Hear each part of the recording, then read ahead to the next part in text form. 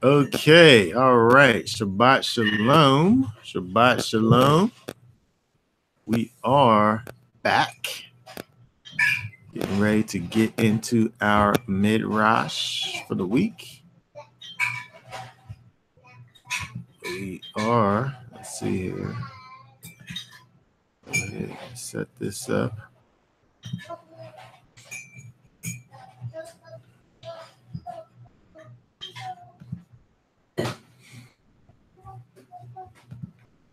There we go.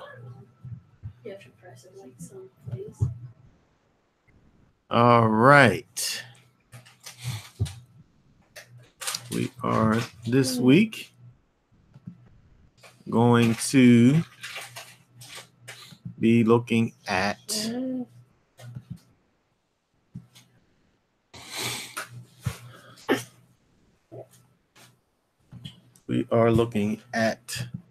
Numbers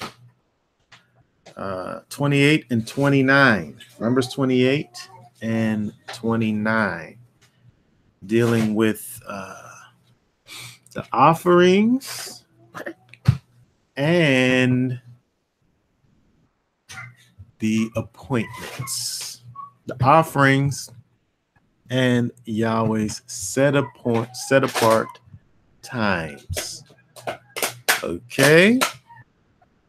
All right. So what we want to do first of all here is we want to just read just a few verses here from the beginning of Numbers, just the first two verses there from Numbers 28, 1 and 2. Let me read that for us. And Yahweh spake unto Moses, saying, Command the children of Israel, and say unto them, My offering and my bread for my sacrifices, made by fire for a sweet savor unto me, shall ye observe to offer unto me in their due season or appointed time. Okay, very good. So we want to look at a few key words here.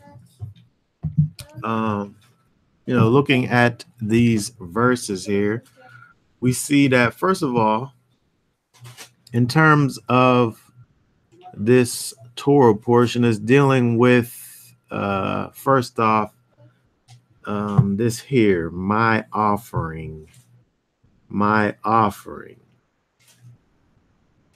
Right, so we want to look at that first, which is Qorbani, which is my offering, right? My offering. The word in the Hebrew, korban, something brought near the altar, something that's brought near the altar. That is a sacrificial present, an oblation that is offered or offering. Okay, korban. That word comes from the word karab. Karab is the root of korban. It's a verb meaning to come near, to approach. The basic concept is a close spatial proximity of the subject and the object. We can see some examples. Let's look over real quick at Genesis 37:18. Let's see how this is used. Genesis 37, Bereshit 37, verse 18.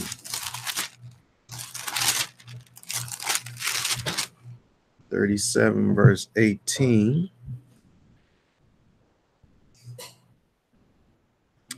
And when they saw him afar off, even before he came near unto them, they conspired against him to slay him. Right? He came near.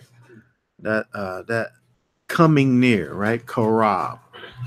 So it actually deals with coming near, moving towards. But see, then we see that it's translated as offering, right? So this thing that's being done is almost as a tool that is bringing you near unto the Almighty, right? This offering here, this word karab, which we see used as Qorban, and translated as offering, right? So when we think about the offering, it is a thing that is causing you or helping you to approach the Most High, right? Because this is the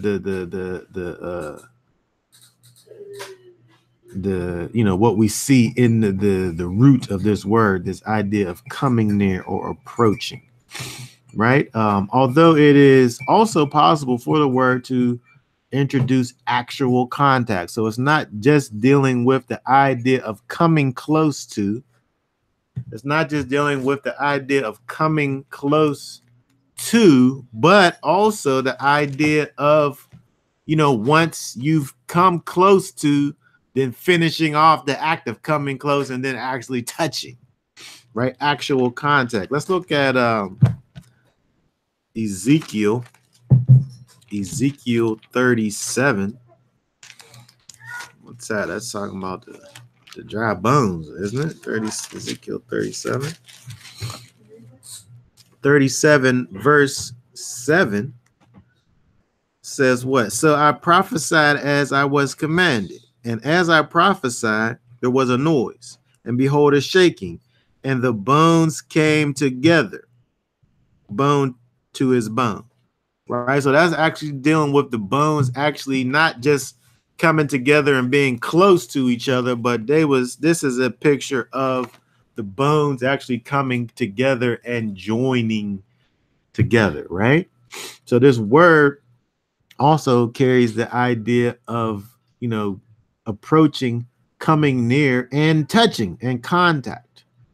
So there's a purpose, right? Right. Exactly. So it's coming together, but it's not just coming together, it's coming together with purpose. Purpose is to approach Yahweh.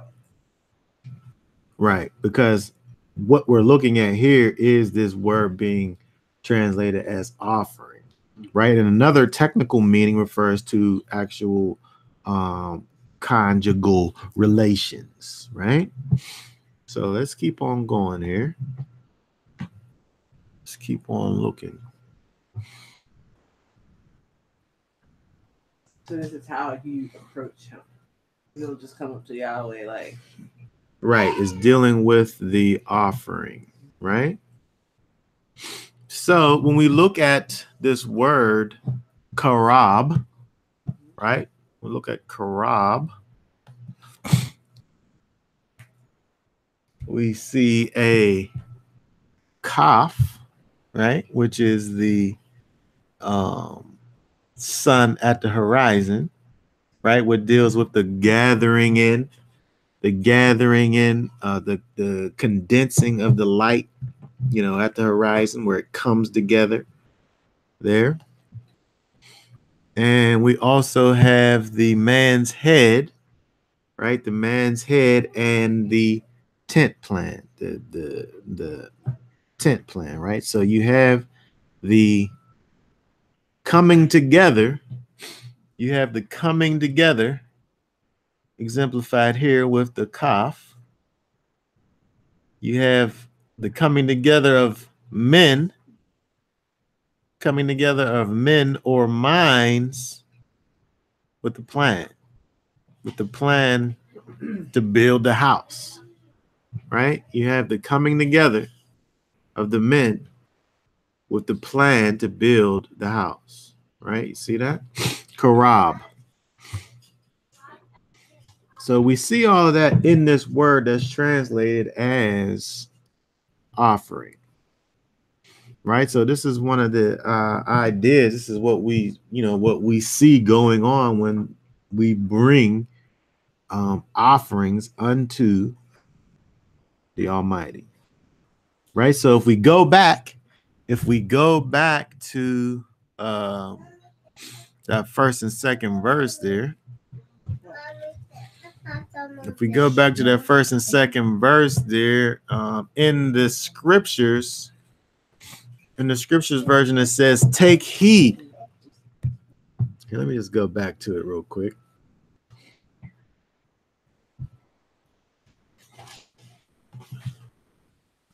It says, take heed to bring my offering. So he dealt with the idea of the offering and what it represents, right? This tool, this way in which we draw near to the Almighty. But here, the first thing he's saying here is take heed to bring the offering. Take heed to bring it, right? So we want to look at this word here, take heed to bring it, which is be careful to bring it, or shamar. Shamar, right? Shamar is a word that we have looked at before. Here it's translated as take heed or be careful. The King James, what's it saying in King James? 28, it says observe. It says observe to offer, right? So we have this. Shamar means to guard. Shamar means to guard. Like keeping the Sabbath, guarding. Right, so shamar properly means to hedge about, right? To make a fence around, to hedge about as with thorns. If you take thorns and make a hedge, you're guarding, right? It says that the word means to guard, generally to protect, to attend, etc. So when you think about the idea of guarding, making a hedge around, you're doing two things, right? You're protecting that which is inside, right? And you're making a distinction between the inside and the outside. You're keeping those out. Danger's on the outside. So you're keeping danger out, but you're also keeping safety in, right? So it's safe on the inside, and you're making a boundary where if it's thorns, if I'm on the inside, I don't want to touch those thorns on the inside, right? I want to stay where it's safe at, right? The same thing with the outside, in terms of things trying to come in. So, but remember, we're talking about what? Guarding this offering, or being careful to bring the offering, right? Or making sure, or guarding the fact that we bring it. We're being aware and preserving and keeping and making sure, right? We're being watchmen over the act of bringing the offering. Right. So why there's that kind of connotation of when I think about guarding and thinking about like armor and weapons and that's good that you're thinking of it like that. It's not like watching, or it's like you're actually like protecting or. Well, right. It's protection, right? But it can be defensive or it could be offensive. But the idea, you're doing all this, why? To bring the offering. You're making sure that you bring it, right? You're putting the things in place that make it possible for you to be able to bring it. I think about as far as like keeping or guarding the Sabbath. You make preparation for the Sabbath. That's part of guarding it. Make sure you. Right. When people try to make you work, you're guarding it by saying, I can't work today. Right? You guard it by doing that. Right? By being like, there's like a, you know. Right. When people on the outside who don't understand our life, they're trying to penetrate and change who our master is. Right. We know that our master is the Most High. Right. They think that they're the master. Right. And I guess for 6 days out of the week, they may be our master. Right. But on the Shabbat, right, we know who is in control. Right. So we gotta guard that. Nobody else. Right. No, right. Nobody's gonna do it. Right. So we have to make the preparations. We have to do what's necessary in order to make that distinction. Right. So, but again, here when we're looking at the scripture here, is dealing with what? Is dealing with bringing the offering. So this offering that's referring to, this Qorbani, right, is something that's pretty important, right? It's something that needs to be guarded. It needs to be hedged around, right?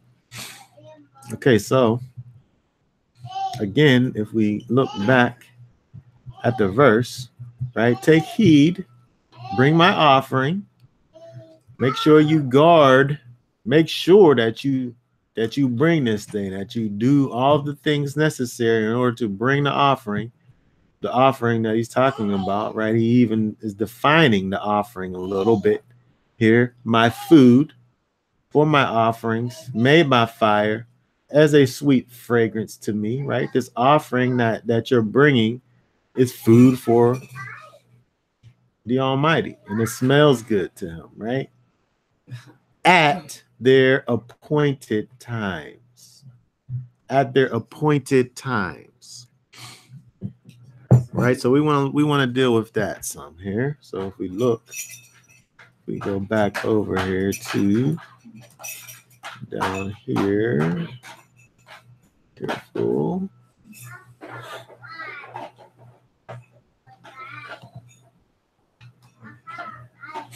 Appointed time. That word is moed. Moed. Moed. Appointed times. Moed. That is an appointment. That is a fixed time or season. Specifically a festival. Conventionally a year. By implication, an assembly. As convened for a definite purpose. Technically, the congregation. By extension, the place of meeting. Also, a signal as appointed before time. A sign, a time, a place of solemn assembly, season, or a set time.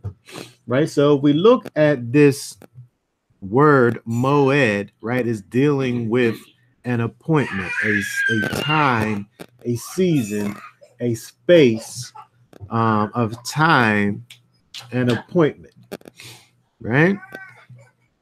Moed, the root of moed is ya'ad, right? Ya'ad is the root of moed, which means to fix upon by agreement or appointment. So, we sit up here and we agree, okay, I'm going to meet you over here at such and such o'clock, right? We make an agreement and we set it in stone, right? It's something that's fixed upon, right?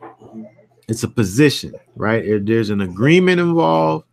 And even when you look at this, to engage for marriage, right? So the idea of betrothal, we see in this word ya'ad, betrothal, right? If two people are betrothed, they've made an appointment to be married, right? They've made an appointment that at such and such a time we are going to actually tie the knot, right? At a specified time, we have agreed that we will come together. Right? We have made an appointment to be joined together. right? So we see all of this in this word ya'ad, which is the root of moed, right? This verb, again, means to appoint, to summon, to engage, to agree, to assemble, to come together, right? If you're assembling, you've agreed on a place, and you've not only, fixed the place, but you actually went to the place, right? So it has all these things incorporated in it.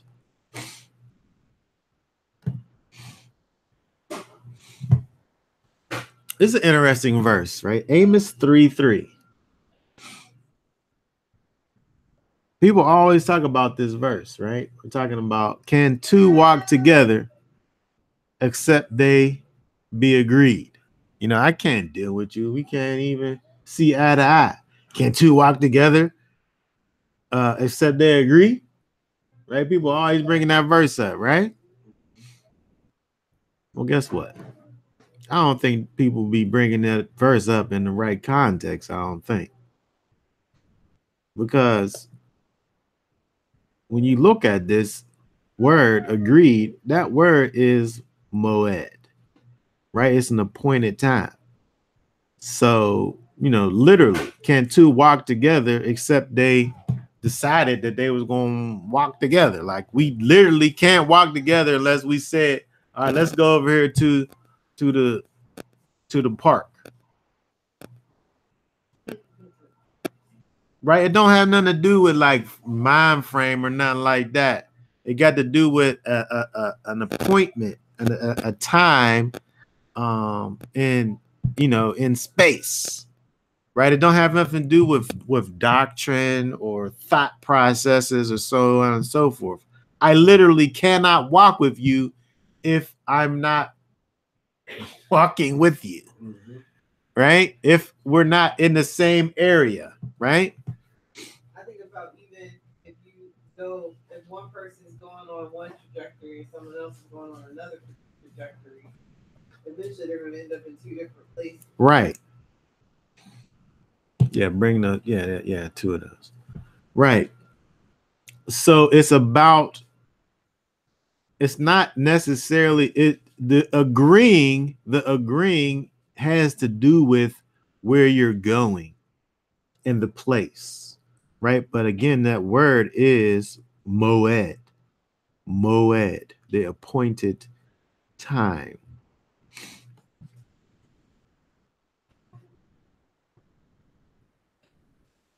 So, when we continue on, it says, you shall be careful to present my offering. That's, this is part of that from verse 2 that we were looking at. You shall be careful to present my offering, my food for my offerings by fire of a soothing aroma to me at their appointed times, right? So when we're looking at this, we see that there is great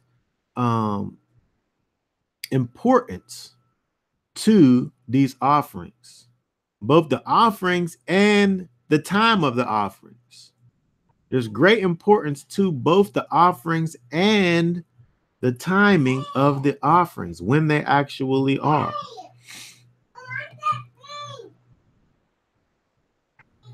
So if we go all the way down, let's go all the way down. This portion that we're looking at is encompasses 2 chapters. So at the end of Numbers, if we look over at Numbers 29, read Numbers 29 and 39. 29, 39. Go ahead. Numbers 29, verse 39. These things they shall do unto you, Yahweh, in your set peace, beside your wild cows and your free will offerings for your burnt offerings, and for your meal offerings, and for your drink offerings, and for your peace offerings. Okay, very good. So when we look at the various things that are talked about in these two chapters, it talks about vowed offerings, it talks about voluntary offerings, it talks about ascending offerings, grain offerings, drink offerings, and peace offerings.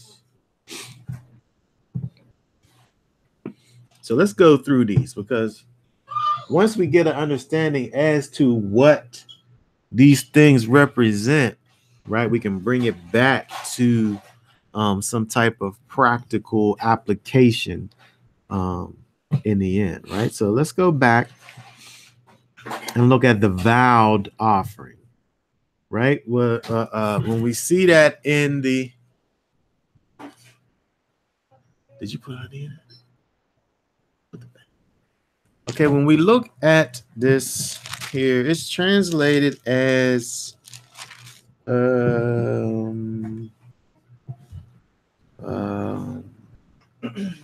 it says vows in the King James, as your vows, right? Vows that you make. That word there is nader.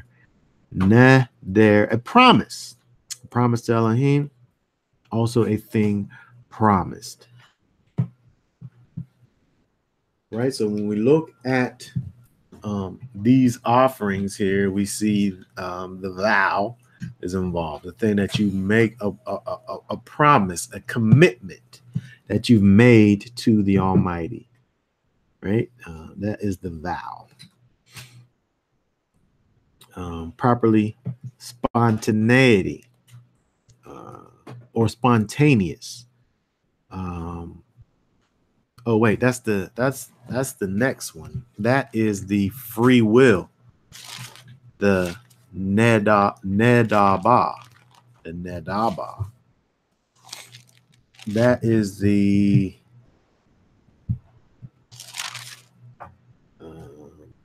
free will offering. Spontaneous. You just decided. Just out of the goodness of your heart. You just decided in the it's translated as free will, but it's properly spontaneity, where you just spontaneously decided, I want to give this to the Almighty, right?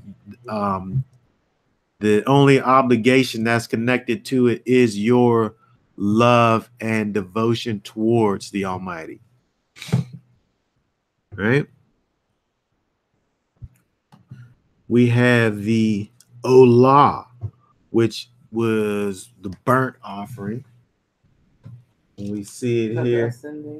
It says the burnt offering. It would be, yes, the ascending offering, the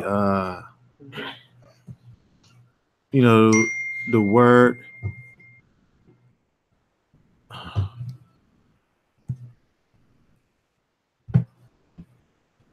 So the Olah is dealing with the offering that you just let burn up and the smoke goes up unto the Almighty. Because when we look, we didn't read it, we could look at some of these, but some of these offerings that you take, you just give totally over to Yahweh. In other words, it's not like the priest takes some of it and eat it. You just give it all to him, right? So it burns up, right? It gets going up in smoke. So that's the Olah, or the burnt offering, right? So you see all these things here. We have the mincha offering, which would be the meat or the meal offering. It's translated as meat in the King James, but there's actually no meat involved, right? That would be the grain offering. And when you think about what's going on here, when you have the burnt offering, which would be the meat, the animal burning up, then you have That's the olah. Then you have the mincha, which is the grain, which will be the bread that you mix with the oil and the salt, right? You mixed it together to make the little bread offering, right? The mincha, the gift, the present that you're giving, the donation, the tribute that you're making. You're making a meal basically to And wine. the Father, right? Because that's the next one, right? You have the olah. That always comes with the mincha and the nasach, which is the oblation, which is the drink offering. So you're making a meal for the Almighty, right? With these offerings that he's saying that you need to take heed in order to do it at the appointed times, right? So you have again the libation, the grain, and the burnt that all go together. So when he said my food for my offerings by fire, he really means right. Food. He's talking about a meal. So you're making a meal for the Father at his appointed times, right? You're putting these things together, right? And you're fixing them, and you're preparing them, and you're offering them up unto the Almighty, again, at these appointed times.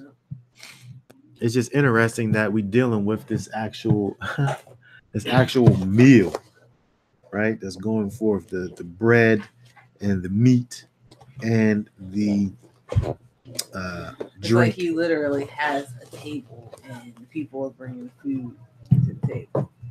Right. Exactly. What's the word for libation? Nasach. Masach, yes. It means to pour out libation to anoint a king, but it's translated as just drink offering. Drink offering. Yeah.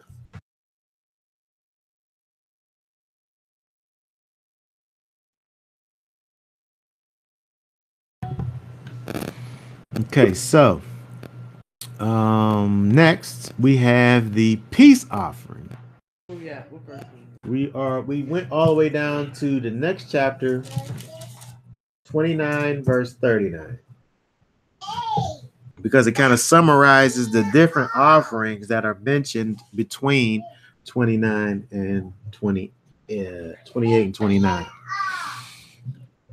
And lastly is the peace offering, requital, voluntary thanks, peace offering, compensation or recompense. So when you give a peace offering unto Yahweh, we think about the idea of compensation or recompense or thanks. It's really just it's a thanksgiving offering that you're giving unto the Almighty. You're giving forth thanks towards the Almighty. So you have all of these things, these offerings, that you're giving, this meal offerings that you're giving, these free will offerings, these vow offerings. All of these things are included and incorporated in, what it is that the Almighty is asking for, again, at his appointed times. He wants you to make sure that you have all of these things together for him at his appointed times. When we talk about the appointed times, 28, it talks about, I think it talks about the Shabbat. We're going to talk about all of it. Passover. Yeah, we're going to talk about all of it. So, none of these offerings are dealing with sin. None of those offerings that we looked at dealing with these two chapters, we have all these sacrifices that it talks about with the animals, with the bread, with the vow, with the promise that you made to him, with the decision that you made just spontaneously. None of these are dealing with sin, and they all are expressing aspects of your relationship to the Father.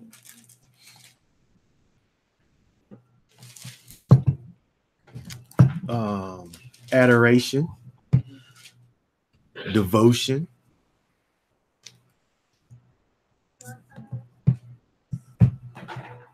thanksgiving, dedication, right? All of these things we see can be exemplified through what we looked at. We think about adoration. You just think about the fact that you are in love with the Almighty, so you just spontaneously give him something, right? You're devoted to him. You're dedicated to him, right? He has these appointed times for you to do these specified things, and you make sure that you're there to do it, right? Thanksgiving. You're thankful for all of the blessings and the things that the Most High has given to you, right? When we look at all these offerings, it's dealing with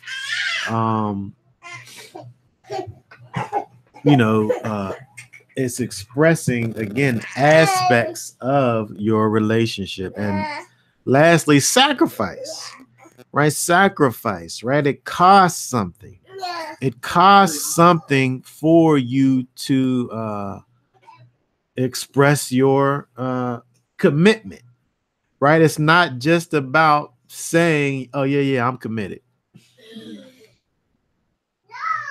Right? It's not just about saying, yeah, I love the Almighty. Right? It costs you something. Right? It's not it's not free. It's not free. It's not without sacrifice. The relationship is not without sacrifice. And that's very important. I think everybody wants something for free. Yeah, everybody does want something for free, but they're not willing to give up anything. When we look at the Torah and we see the way that the Most High was worshipped, there's all this sacrifice involved, right? There's all this giving up of stuff that's yours, all this giving up of stuff that's rightfully yours to the Almighty, which, we can call that sacrifice, right? We see it played out with animals, but when you think about what's actually going on, you are giving over things that are rightfully yours unto the Almighty. And, somebody could talk all day long about that just in and of itself.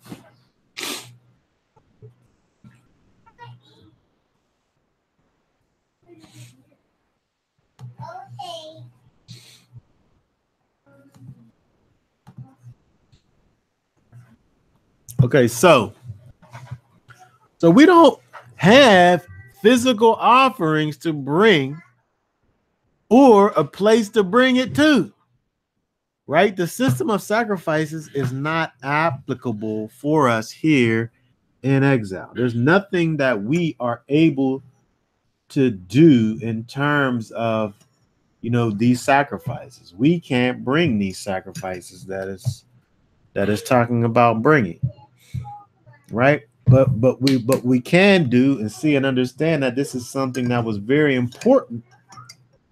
It was very important to the Almighty. We seen how he wanted for us to guard, the offering and make sure that we bring it. But what do we do when we can't bring it? I mean, some people say, well, then you can't celebrate the holy days. Well, or the Sabbath. Because you got to bring the offering on the Sabbath. If you can't bring the offering, you can't do the day. Some people will say that. Some people will say that. And you can't bring a physical offering, right? There's no priest, there's no priesthood, there's no temple. Try to bring the offering anyway. Right. You definitely can't bring an offering because there's a place where you're supposed to take it to. But what we do have to be able to do is be able to see what the underlying principle is inside of this idea of offerings and sacrifices, and deal with it in that way. You are able to open up your mouth. That's for sure. Right? You are able to direct your thoughts towards the Almighty. You're definitely able to do that. Right? Psalms 119, 108 says, please accept the voluntary, that was one of the offerings that we looked at, that spontaneous offering. Please accept the voluntary offerings of my mouth, O Yahweh, and teach me your right rulings. Right, so here we see the psalm is talking about voluntary offerings of his mouth, right? He's speaking about prayer, right? He's thinking about something that he's giving up as a offering unto the Almighty through his mouth, right?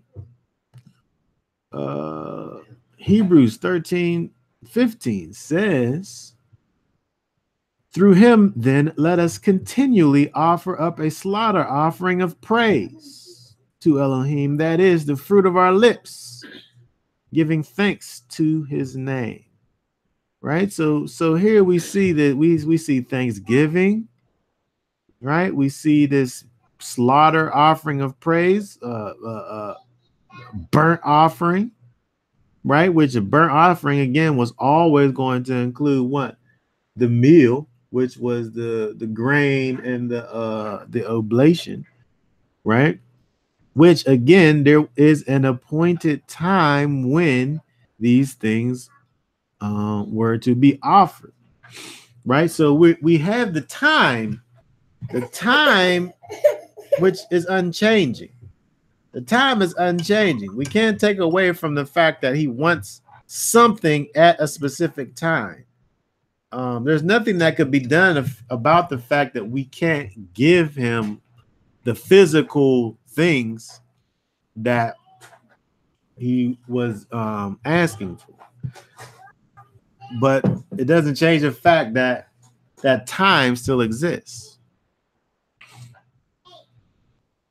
I was talking about the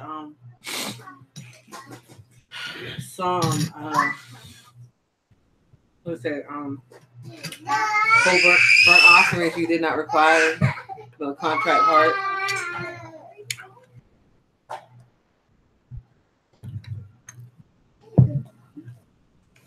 What verse is that? I know what you're talking about, but I don't know what verse that is about, man.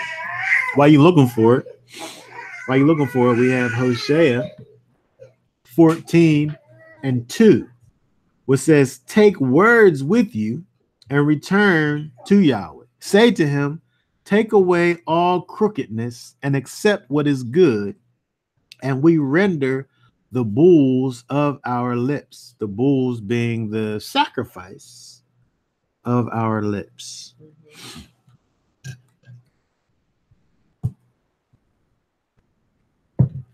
So as we're in a place where the system of sacrifices is not applicable for us, where we can't follow this out according to the letter of the law, what we can do is carry it out according to the spirit of the law, right? So when we think about what it is that we were doing when we were bringing those offerings, right? Again, we were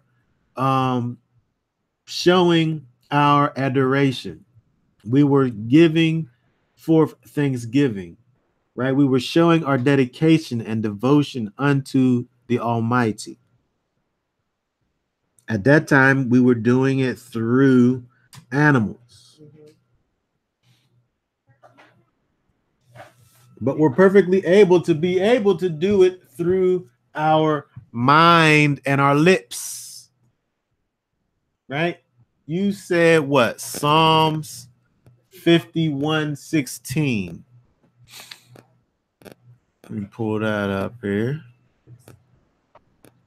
Psalms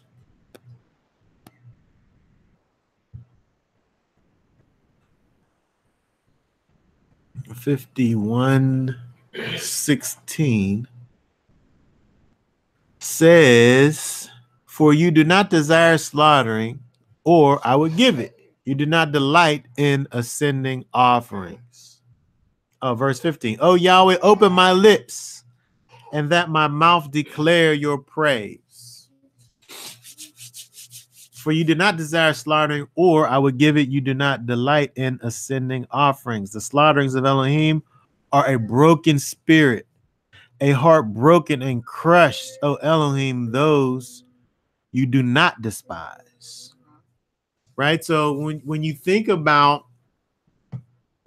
about this concept of the fact that, again, we're in this place where the system of sacrifices is not able to be carried out here in exile, right?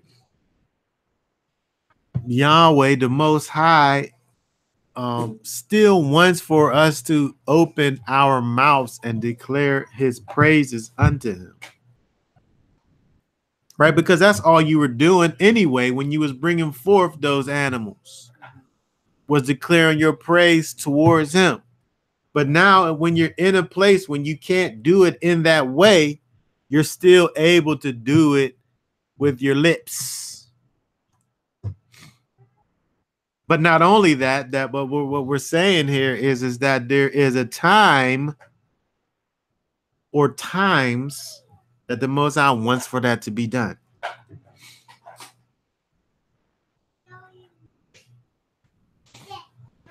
So when we understand these verses, we see that there are times when Yah wants to meet with his people, right? There's times when he wants to meet with his people, appointments.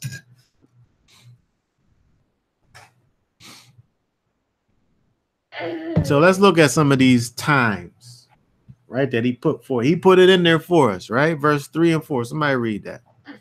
"And you shall say to them, this is the offering made by fire, which you bring to Yahweh. 2 male lambs, a year old, perfect ones, daily, a continual ascending offering. The one lamb you prepare in the morning, and the other lamb you prepare between the evenings." Okay, so if we go all the way back to the beginning of 28, and we think about what we've already dealt with, was the fact that Yahweh wanted for his people to be sure that they brought these offerings when he wanted to bring them. But when we get to verse 3 and 4, we see where it was that he wanted you to bring these things daily, every day, right? Daily, every day, there will be a continual ascending offering.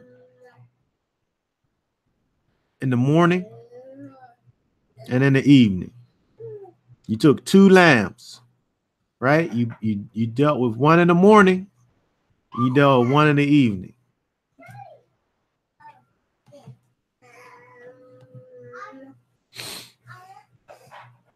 So in this list of appointments, again, now look at what we had first.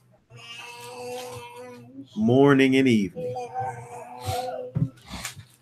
These is appointments. These are appointments that Yahweh has made with his people. Morning and evening. Morning. That's Boker, right? To some people, morning is like 10 o'clock, right? 11 o'clock. That's the morning. Some people was like 3 o'clock morning. 3 o'clock, what, a.m.? No, p.m. That's morning. Whenever you open your eyes up, it's morning, no matter what time it is. That's not what the Most High talking about. He's not talking about whenever you get up in the morning. Because if it's whenever you get up, you're the one who made that time, right? You know, I remember when I was in the restaurant business and I worked overnight, I ain't get out. I didn't wake. I didn't open up my eyes till probably afternoon. That was my morning. But when the Most High talking about when he wanted that offering to be brought, that daily offering, that word is boker, right? Boker, properly dawn or as the break of day, right? So when we see that picture there, that picture actually is not necessarily boker, because I just picked that because you can see the sun breaking forth out of the clouds, right? But boker is going to be where this sun is, where the light's coming out from the horizon part. Right here, I couldn't find a good picture, but the idea is there of see how the sun is busting out through the clouds. Boker, or the breaking of dawn, is when that thing is busting out through the horizon, right where it's just coming up. That's boker. So at that time where you have this kind of introduction of light is the morning. That's what he's talking about. And guess what? That's an appointed time. That's a moed time where Yahweh, he has an appointment. He's there waiting for you. How many people make that appointment? I'm not gonna raise my hand because I don't be making that appointment. I miss it. We used to do the what was it, the Amida? There was a time when I made that appointment faithfully, and y'all willing, I'm gonna get back to making that appointment, because when you think about it, this list is an interesting list, because again, when we keep on going to see what else is in this list, and we put a lot of importance on these other things that's in the list, but the list starts right here. This is the beginning of the list. Boker. So if you ain't got to get up until 8, say, for instance, say you don't really got to get up until 8,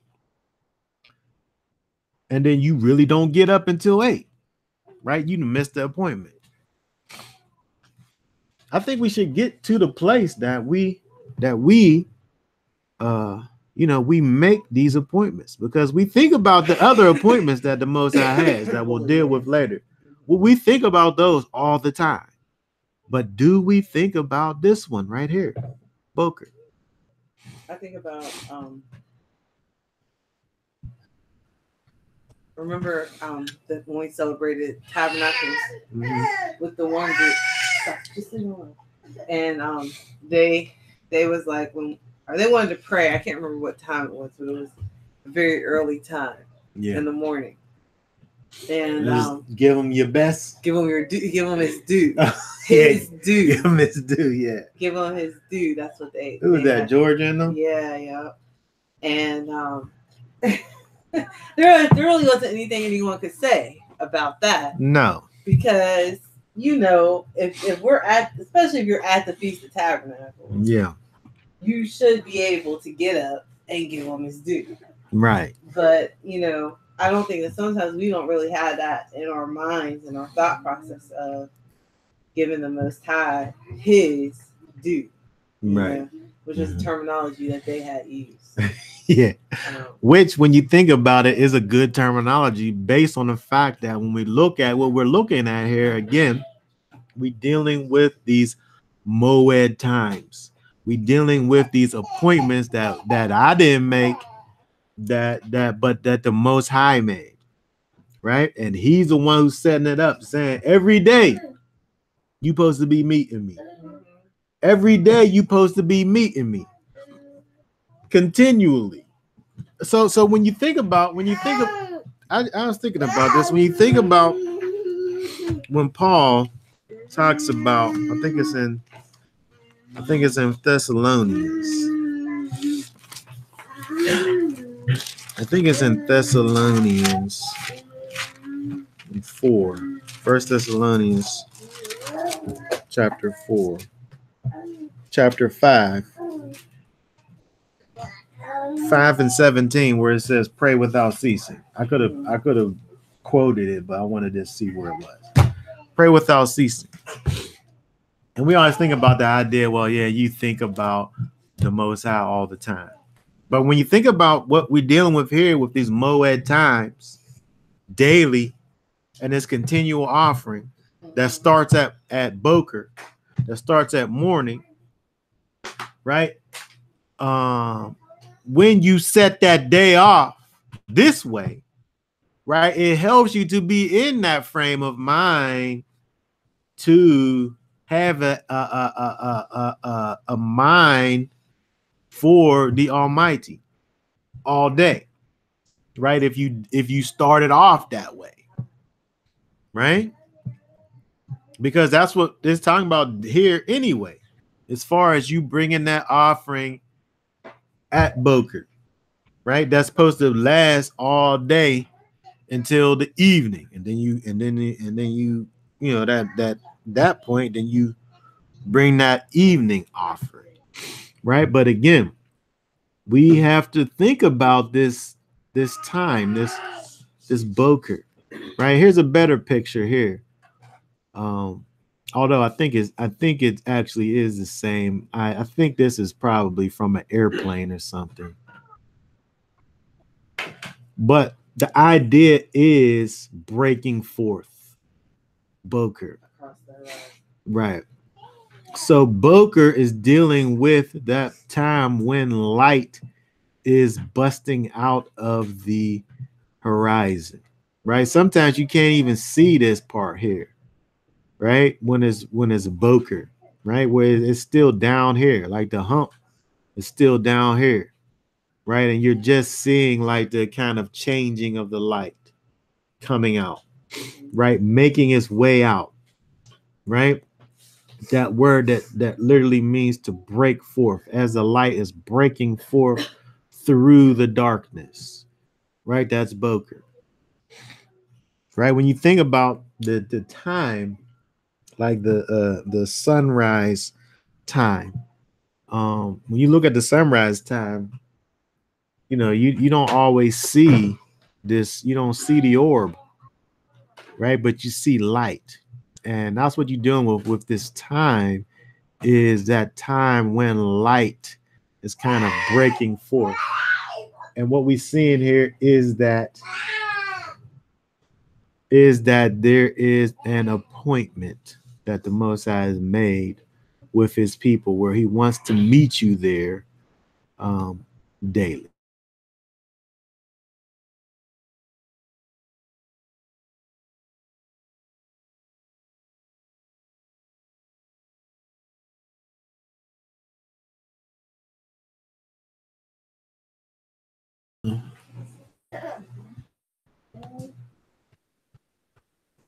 Also, we have Erev, right? Because it said morning and evening, right? So Erev is going to be what? Dusk.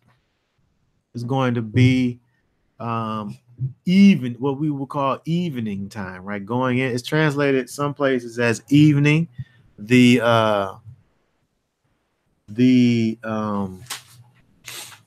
scriptures, I think, puts it between the two evenings.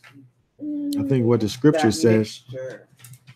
Right. When we look at this word Erev, right? We look at this word Erev.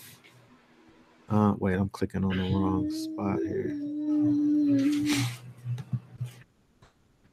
It means referring to evening, dusk. Night is not necessarily, I mean, it can refer to night, but there's an actual another word for literal night, right? This word Erev, it used consistently to indicate the close of the day, the ending of the day, evening, or sunset. The phrase lip note, Arab, literally the turning of the evening, means towards evening. The term Ben Ha Arbaim means between the evenings. That's dealing with dusk or that twilight time, right? As we're talking about. So again, Erev is just like Boker is the time when the sun is coming up.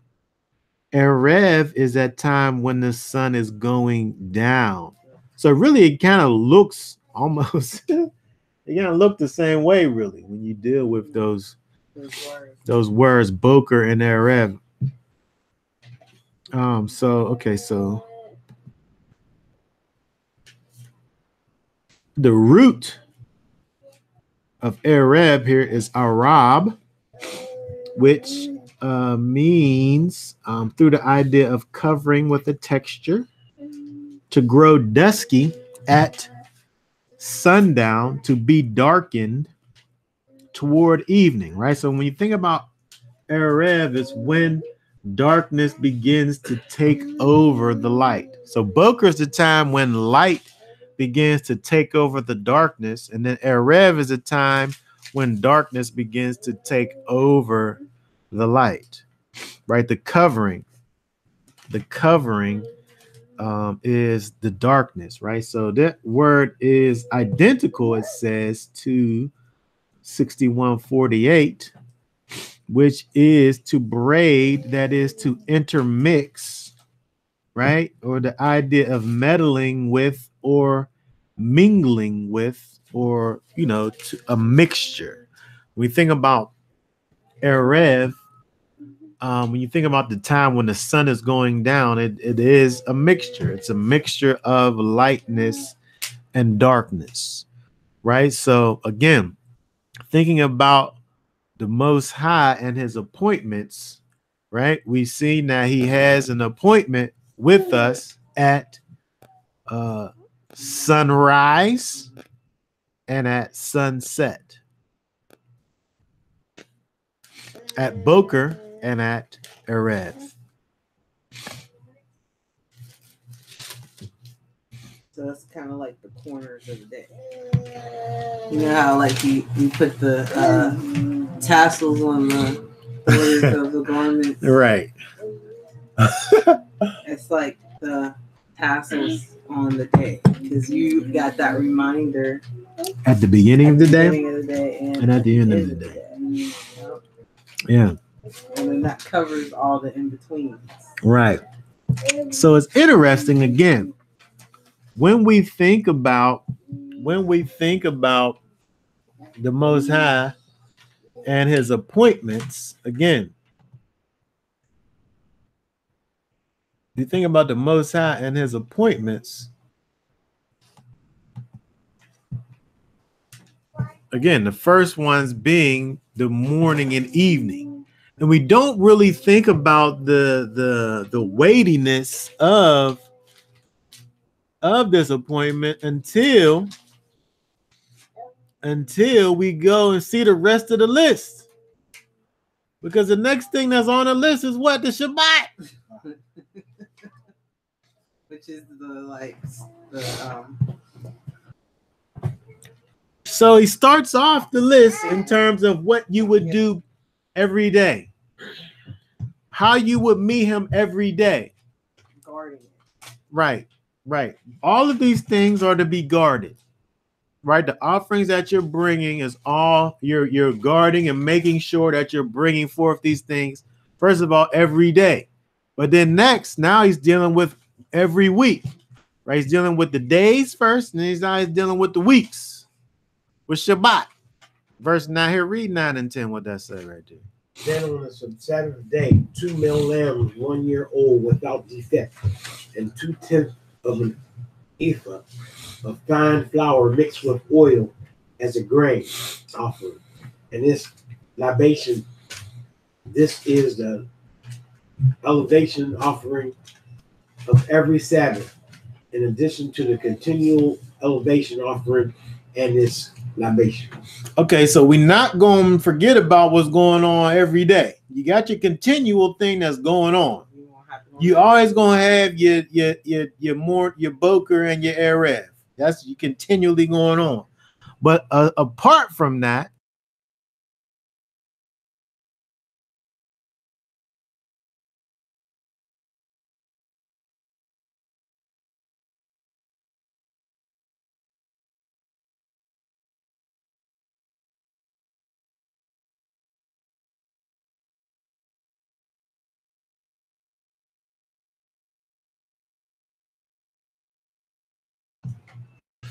Okay, apart from the oh, you went too far here.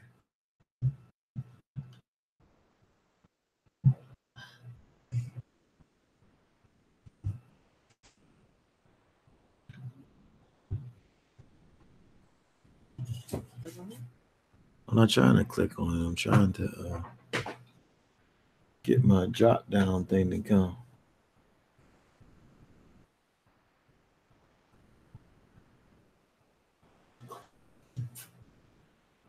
All right, I can't get it to come out.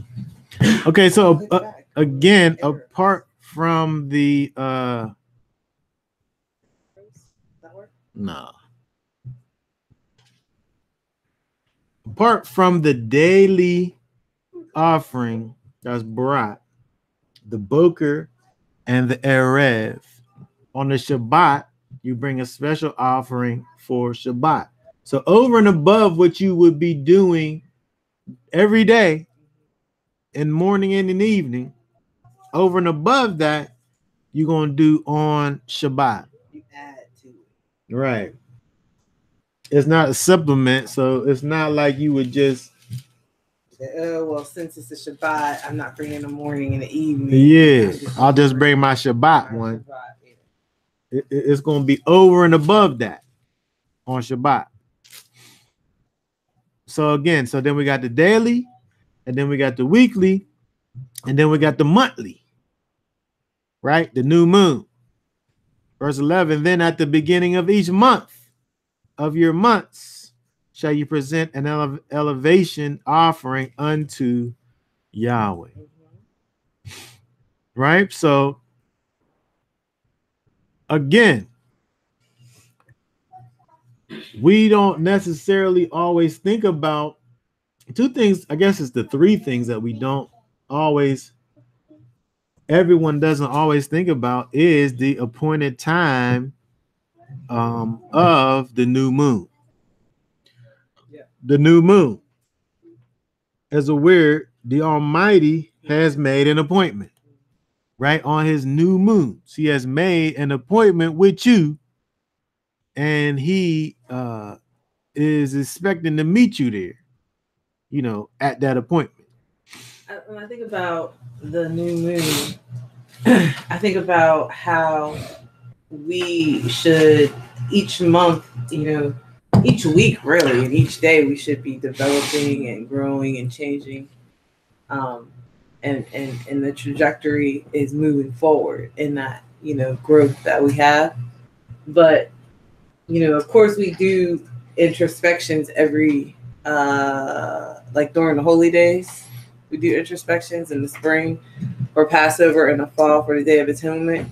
But if we did that monthly, how much better would we be, you know? Exactly. Monthly, daily, twice a day. Like we think about Daniel and the 3 times a day, right? Well, the 3 times a day, we can't see in the scriptures where it's commanded, even though we see that he did it. But what we can see is the 2 times a day. We can definitely see that without shadow of a doubt in the Torah. We're looking at it right now. And then beyond that, the Shabbat. And then beyond that, the new moon. And again, the thing that gives weight to it is all the things that are in the list. Right? All the things that are in the list are what actually give the list weight. Right? Because it don't stop with the new moon, even though we already seen the Shabbat, right? The Shabbat, which is the first thing that is even made holy in the whole Bible. Right? The first thing called holy in the scriptures is what? Is Shabbat. When we look over at Genesis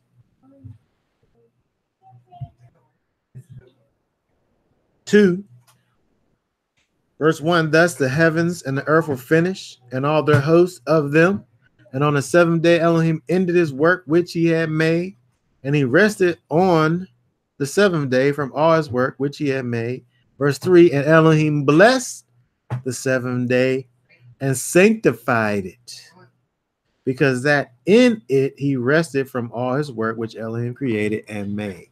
Right? He sanctified the day. He set the day apart. The first thing that is called set apart, holy, Kodesh in the scriptures is what? The Shabbat. Right? But not only the Shabbat, in terms of dealing with this idea of appointments, not only do we have that weekly appointment, and not only do we have our 2 times daily appointment, and not only do we have our once a month appointment, but then also beyond that, we have what? We have our oh look, there's a actual new moon right there. Look at that. That's a new moon in Pittsburgh right there. A little star next to it. That's probably a planet. Hey, I remember that. I was there for that. Yeah, that's right. That's right. John and Chris was there for that. That was funny because I was looking up. I'm like, man, we supposed to be able to see the moon right there. And John come up. Oh, you mean right there? Oh, you mean that? Yeah. It was you mean that thing right there? Yeah. So that's that right there, right? Two y'all was looking at the sky and didn't see it. Mm-hmm. So not only do we have all of those, but we have our annual appointments, right? And you know we thinking about these, right? We thinking about these. Well, some people don't. Not everybody. Some people don't think about the annual appointments, but we have to remember they are appointments. They are times that the Most High has put in place. He set them in place. His appointments. And if you say that you thinking about these annual appointments, if you thinking about these, I'm saying you got to be thinking about the monthly and the daily. At least have somebody tell you when the months are, or to know when. Well, I think at some point you have to be able to recognize when these. Like this is our culture. This is our way of life. At some point in your walk, not that far down the line, you need to be able to figure out when these appointments are, I would say. But let's look at them, right?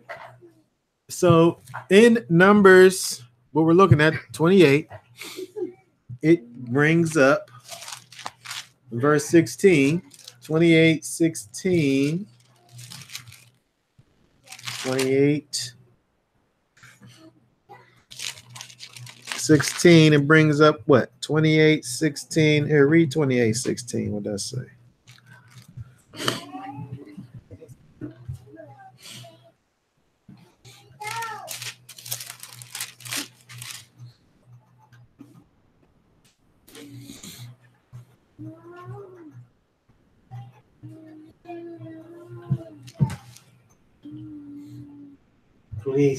Yeah. And in the 14th day of the first month is the Passover of Yahweh. Okay, so the 14th day of the first month is the Passover of Yahweh. Appointment. That's an appointment, right? Now, when we think about the Most High and his appointments, like we know from if we think back to Exodus, what that particular appointment involves, right? You're going to take that lamb and you're going to slaughter it and you're going to kill it, right? On this day, right? Later on, you're going to slaughter so that you can eat it, right? In the evening, right? But this day here, the 14th day, is an appointment. It is an appointment where Yahweh has things prescribed for you to do at this time. Okay, verse 17. And then the 15th day of this month is the feast. 7 days shall unleavened bread be eaten. Okay, so 17, right, is now going to mention the Feast of Unleavened Bread, the first day of unleavened bread. And then it tells you, it goes down.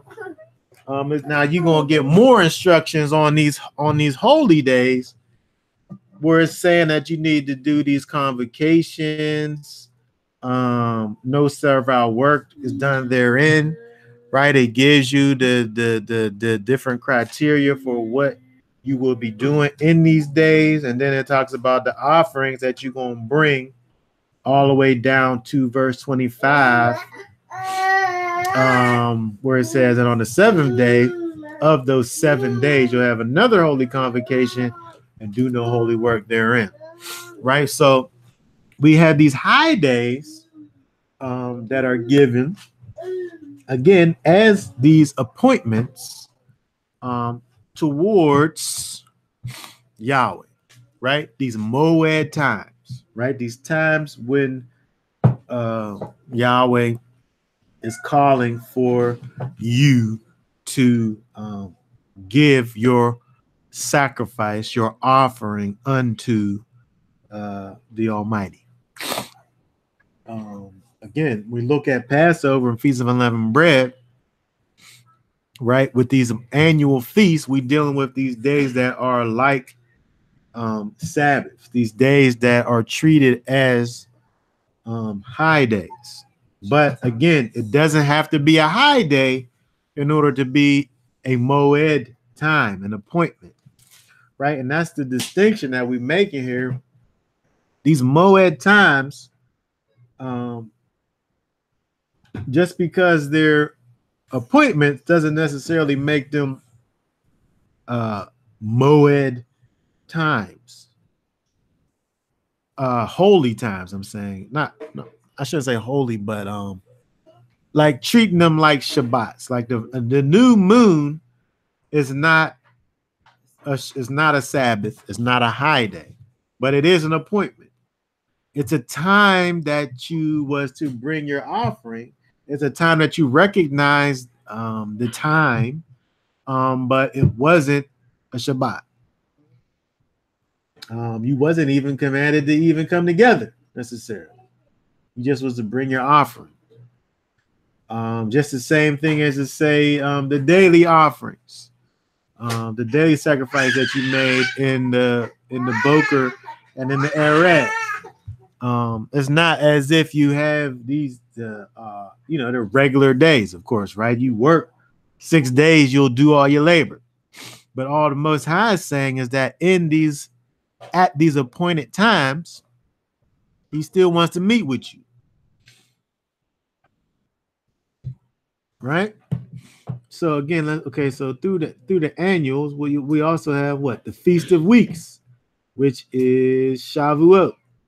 Right, these annual appointments, where these annual appointments are, these are high days. These are days that you wouldn't be doing your work. These are days that you will be having a convocation, a holy convocation, a collective gathering, a collective sacrifice, and a collective offering that's made. At these times, right? Trumpets. 29 verse 1. 29 verse 1, which is an interesting time because trumpets is a new moon day. Coinciding. So you'll be doing 2 things at once, right? When you think about it, you'll be doing 3 things actually at trumpets, because you have the fact that it's Erev, and Erev is a time when you'll even see the new moon in the first place. So you'll have the Erev, it's the new moon, and it's the 7th new moon, which is trumpets. 7th month is just like a phenomenal month in our calendar. Yeah, there's all types of stuff going on. I just don't think people recognize how important the 7th month is. In some ways, I would say the 7th month is even greater than the 1st month because there's more Sabbaths in the 7th month. There's more Shabbat tones. There's more holy days. Well, I wouldn't even try to say in some ways. I would say that it's greater.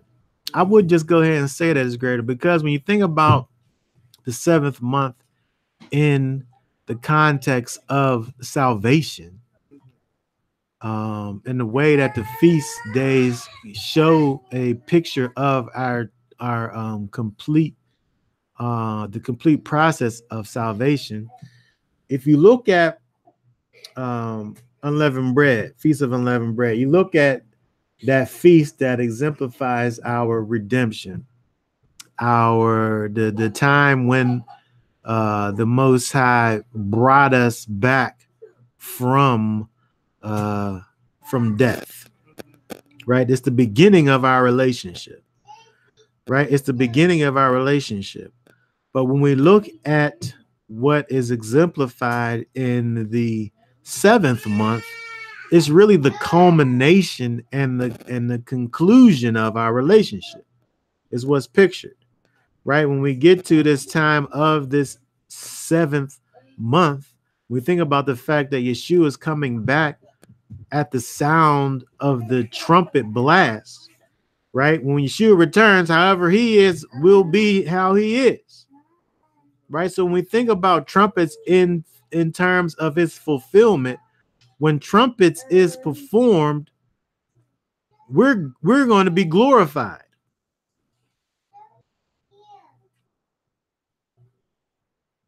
When we think about Passover in the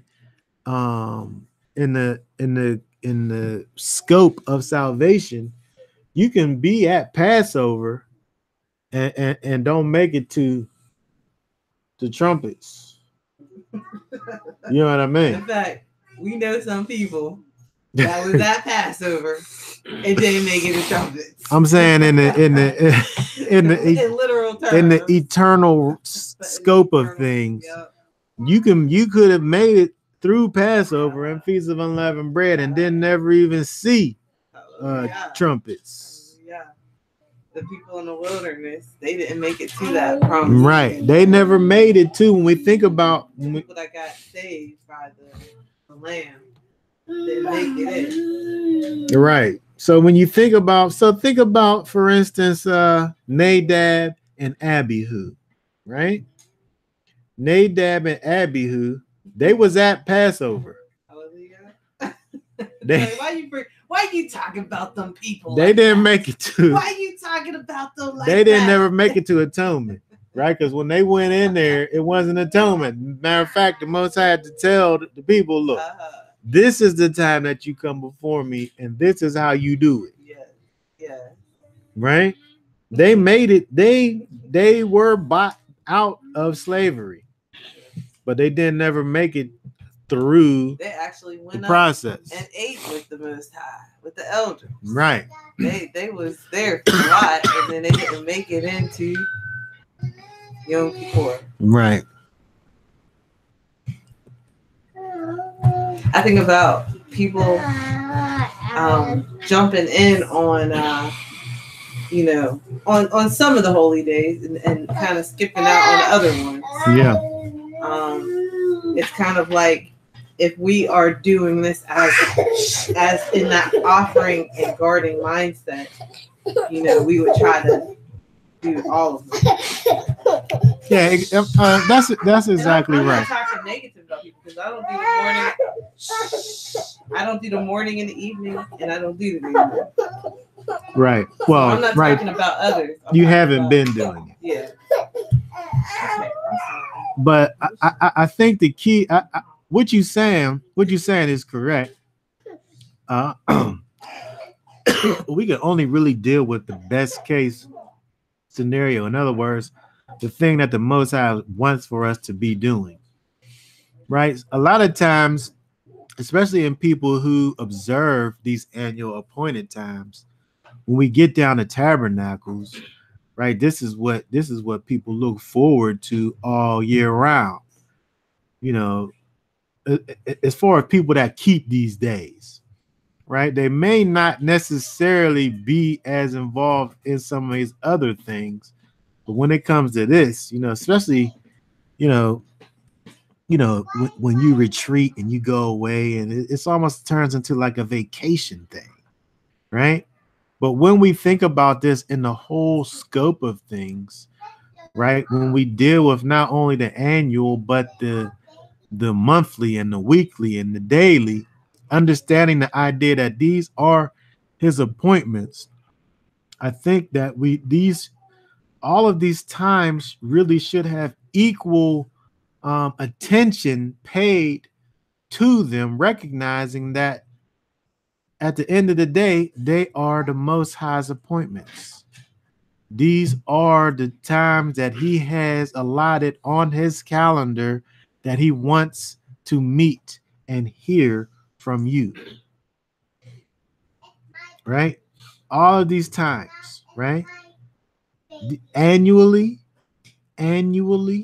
monthly, weekly, and daily. And a lot of some people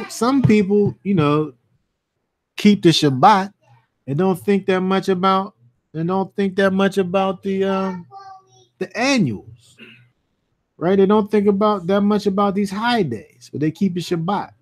But if we think about this again in terms of this list that's given to us in Numbers 28 and 29, it seems as if we should really, in terms of importance anyway, look at these all equally in terms of the fact that Yahweh wants to meet with us at these times,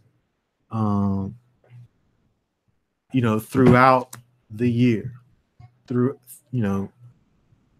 every day.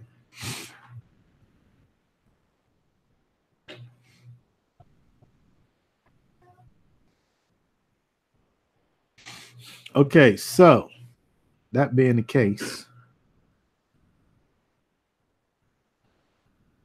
let me put this over here.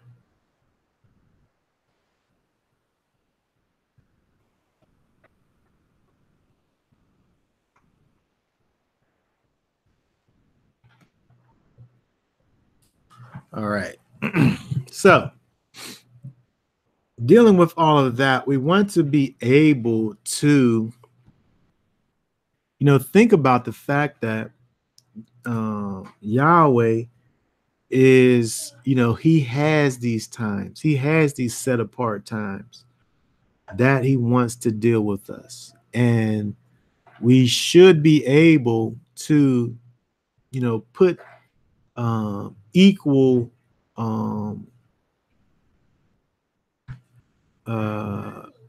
priorities on all of these times, because again, he wanted these things to be set apart and put into place for his people continually. We don't always, and I'm saying we because I'm really saying me. I'm including me in the we. We don't always put all of these times, at the same level when it seems as if we actually should. So, saying all that just to say, when we look at this particular Torah portion and we deal with the offering that the Most High wants, we deal with the spirit of the law that we see here is the fact that Yahweh wants to be able to deal with us not once a week only, right? Because we can be faithful about dealing with the Most High, for this 24-hour period, right?